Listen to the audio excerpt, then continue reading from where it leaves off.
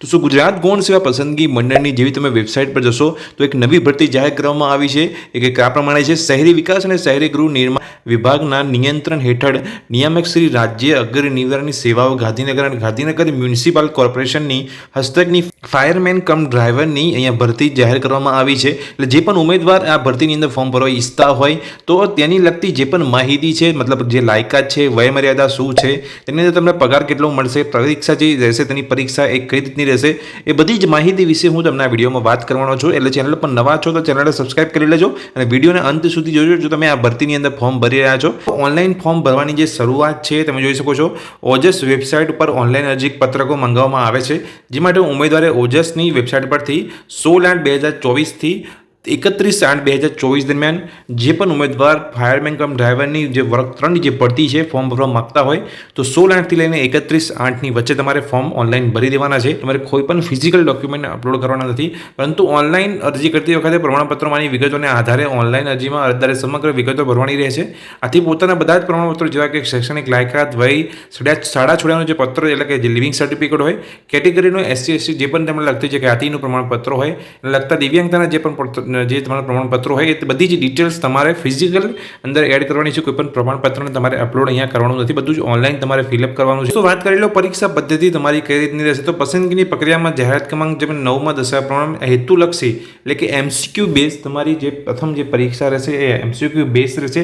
OMR પદ્ધતિથી સ્પર્ધાત્મક લેખિત પરીક્ષા ઉમેદવારે આપવાની રહેશે, જે સંબંધિત ઉમેદવારે તમારે ધ્યાનમાં લેવાની છે. દોસ્તો જે મહત્વની બાબત છે કે જ્યારે પણ તમે ઓનલાઈન ફોર્મ ભરો છો તો જે બીજી પણ ડિટેલ્સ જે હશે એ તમારા મોબાઈલ નંબર કે તમારા ઈમેલ આઈડી પર તમને વેબસાઇટ દ્વારા કે જે ઓજસ છે કે ગુજરાત ગૌણ સેવા પસંદગી મંડળ દ્વારા તમને મેલ કે તમને મેસેજ મોકલવામાં આવશે. એ માહિતી તમે જોઈ શકો છો કે મંડળ દ્વારા જરૂરત ઉપસ્થિત થયેલ પરીક્ષાના સંદર્ભની અમુક સૂચનાઓ મોબાઈલ નંબર ઉપર કે SMS થી અથવા ઈમેલથી આપવામાં આવશે. જેથી અરજીપત્રના સંબંધમાં કોલમમાં પોતાના ઉમેદવારે મોબાઈલ નંબર તથા ઈમેલ દર્શાવો અને સમગ્ર પ્રક્રિયા પૂર્ણ થાય ત્યાં સુધી અરજીપત્રક સમય દર્શાવેલો મોબાઈલ નંબર, ઈમેલ તમારે જાળવી રાખવાનો હશે. તેથી તમારે મેસેજ પણ આવી શકે છે અને ઈમેલ પણ આવી શકે છે. દોસ્તો ટોટલ જગ્યાની વાત કરીએ તો જાહેરાત ક્રમાંક 236ને લઈને ફાયરમેન કમ ડ્રાઈવર વર્ગ 3ની અંદર તમે જોઈ શકો છો રાજ્ય અગ્નિ નિવારણ સેવા ગાંધીનગર મ્યુનિસિપલ કોર્પોરેશન ટોટલ 117 જગ્યાઓ માટે અહીંયા ભરતી બહાર પાડવામાં આવી છે.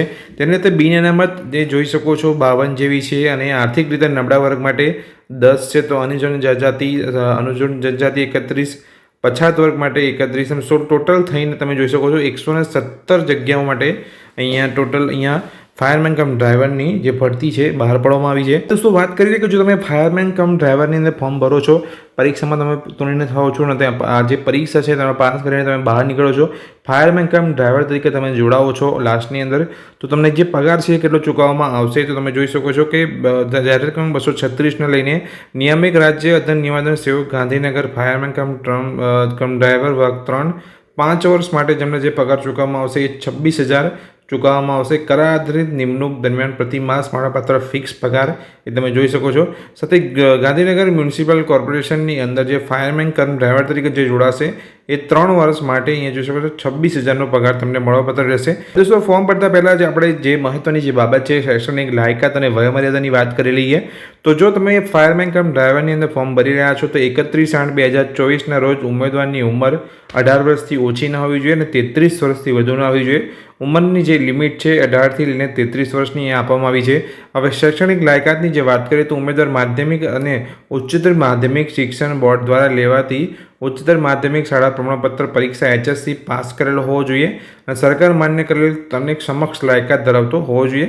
રાજ્ય તથા કેન્દ્ર સરકાર ઔદ્યોગિક તાલીમ સંસ્થાની માન્ય સંસ્થામાંથી ફાયરમેનના 6 મહિનાનો અભ્યાસક્રમનો પ્રમાણપત્ર ધરાવતો હોવો જોઈએ. તમારી પાસે ફાયરમેન તરીકે જોડવા માટે અહીંયા તમારું ફાયરમેનનું જે 6 મહિનાનું જે સર્ટિફિકેટ કોર્સ છે એ તમારી પાસે સર્ટિફિકેટ હોવું જોઈએ. રાજ્ય અથવા કેન્દ્ર સરકારની માન્ય સંસ્થામાંથી ફાયરમેનનો અભ્યાસક્રમ અથવા ડ્રાઈવર કે પંપ ઓપરેટરના અભ્યાસક્રમ પ્રમાણપત્ર ધરાવતો હોય જોઈએ અને ઉમેદવાર હેવી મોટર વ્હીકલનું માન્ય ડ્રાઇવિંગ લાયસન્સ પણ ધરાવતો હોવો જોઈએ.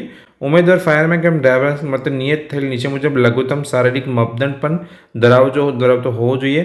અહીં તમે જોડાવો છો તો તમારું જે શારીરિક જે તમારું ફિઝિકલ જે ફિટનેસ છે એની પણ તમને અમુક ડિટેલ્સ આપેલી છે કે તમારી લઘુત્તમ ઊંચાઈ કેટલી હોવી જોઈએ તો 160 સેન્ટીમીટર. ઉમેદવાર મૂળ ગુજરાતનો ક્ષેત્રનો હોય તો 165 સેન્ટીમીટર છે. કુલ લઘુત્તમ છાતી કેટલી હોવી જોઈએ એ પ્રમાણે પણ તમારા ડિટેલ્સને અહીંયા તમે જોડાવો છો. આ જે જાહેરાત પણ અહીં બહાર પાડવામાં આવી છે તો તેની અંદર તમારી જે ફિઝિકલ ફિટનેસને પણ તમારે અહીંયા ધ્યાનમાં રાખવાની છે ફાયરમેન કમ ડ્રાઈવર તરીકે જોડાતા પહેલાં. તો અહીંયા જે પણ ઉમેદવાર ફોર્મ ભરવા માગે છે તેને 16 તારીખથી ફોર્મ ભરવાના શરૂ થઈ જશે.